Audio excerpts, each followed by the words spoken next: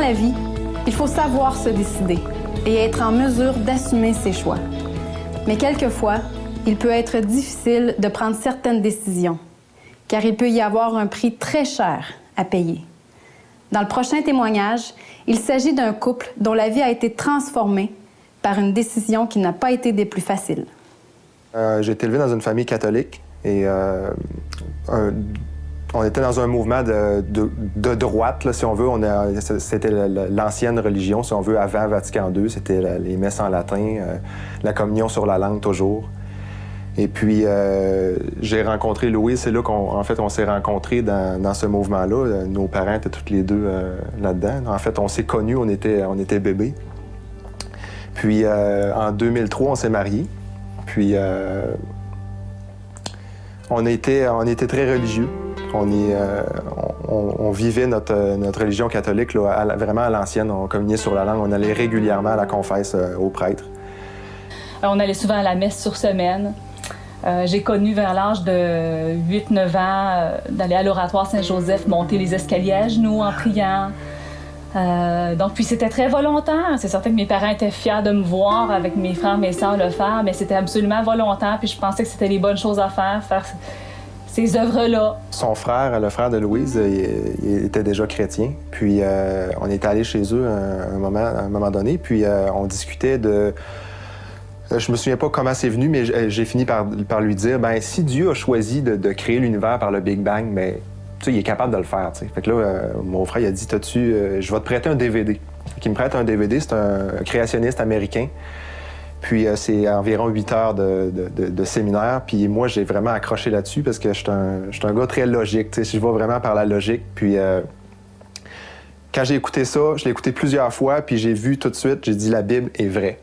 Littéralement vrai. Il n'y a pas de... Il est sans erreur, puis il y a vraiment... Le créationniste faisait vraiment un bon travail de démontrer ça. Environ 2 ans après, je l'ai réécouté et là, j'ai commencé à voir des choses que je n'avais pas vues avant. Entre autres, il parlait de la différence en théologie de ma religion de l'époque et ce que la Bible enseignait. Puis c'est vraiment curieux parce que la première fois, j'avais écouté 2 fois, j'avais jamais vu ça. Puis là, on dirait que là, j'étais prêt pour entendre ces choses-là. Et là, ça a piqué ma curiosité et j'ai commencé à chercher plus. Puis là, je commençais à douter. Quand il m'avait parlé de ses doutes sur la religion catholique par rapport à la Bible, moi, en ce même temps-là, je vivais quelque chose de difficile, des peurs puis de l'angoisse. Et ce que j'ai fait, j'ai voulu appeler ma belle-sœur, qui est la femme donc de mon frère qui lui avait prêté le DVD. Elle dit, bien, accepterais-tu de prier avec une sœur chrétienne et moi? Même si elle n'est pas catholique, est-ce que tu accepterais quand même de prier là, à ce sujet-là, au sujet de tes peurs? Là, je dis oui, j'accepterais. On décide, on prend rendez-vous, donc on y va, on s'en va avec, on avait Alice dans ce temps-là, puis on s'en va à Saint-Hyacinthe prier. Et là, à ce moment-là, bien, elles ont ouvert la parole et bien, c'est ça, la dame m'a demandé, après avoir lu la parole et tout, puis elle m'a dit, est-ce que tu as donné ta vie au Seigneur? Est-ce que tu as déjà donné ta vie au Seigneur? Elle connaissait mon arrière-plan religieux et tout. Puis, j'ai réfléchi comme jamais j'avais réfléchi à cette question-là. C'était quoi cette question-là? J'étais dans la bonne religion. Comment je pouvais avoir pensé à cette question-là? Et donc, j'ai réfléchi, puis je réalisais, non! Est-ce que j'ai un pas à faire? Donc, je réalisais là, à ce moment-là que...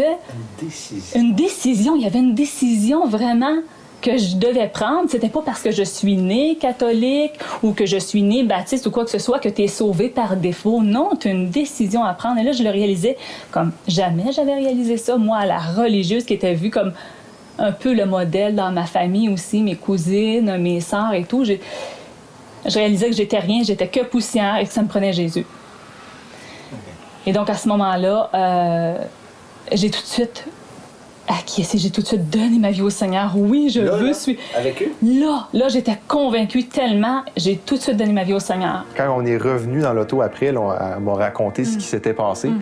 Puis on avait la ferme conviction que non, on reste catholique, là, on va continuer à aller à l'Église catholique, on va lire notre Bible, puis on sait qu'on est sauvé par grâce, puis mais c'est ça, puis mais c'est comme l'eau et l'huile, ça se mélangeait pas, là, on pouvait pas, tu sais, à un moment donné, on a dit non, la Bible n'était pas compatible avec la religion que j'avais avant ou avec ce que je croyais avant, fait que c'est comme non, fallait qu'on fasse un choix. C'est vraiment un choix. On va d'un côté ou de l'autre. On peut pas garder le meilleur des deux mondes ou puis on peut pas s'arrêter parce que c'est sûr que, étant donné notre arrière-plan, on savait qu'on allait faire un raz-de-marée dans nos familles, dans nos deux familles. Là, on savait ce que ça allait faire. Fait que c'est sûr que ça, c'est pas une décision à prendre à la légère. Là.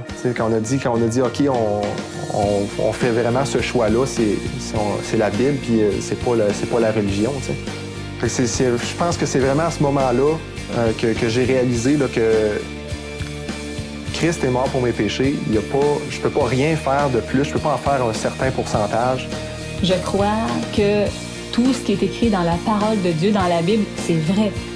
Jésus nous a dit que si on croyait en lui, si on croit que son sacrifice, sa mort à la croix, nous sauve, nous lave de nos péchés, qu'on ne peut pas mériter le ciel de nos propres œuvres, on est sauvé. Donc, t'es sauvé. Sans condition autre que de croire à ce sacrifice-là, ce sacrifice parfait. Oui, donc, sauvé avec, au ciel. oui, avec assurance, et c'est sans prétention, je le mérite pas, c'est parce que Jésus a voulu me faire cette grâce-là. Souvent, c'est une chose qu'on se fait reprocher. Quand on dit qu'on a l'assurance du salut, on se fait reprocher d'être des gens meilleurs que les autres, mais pourtant, c'est pas ça.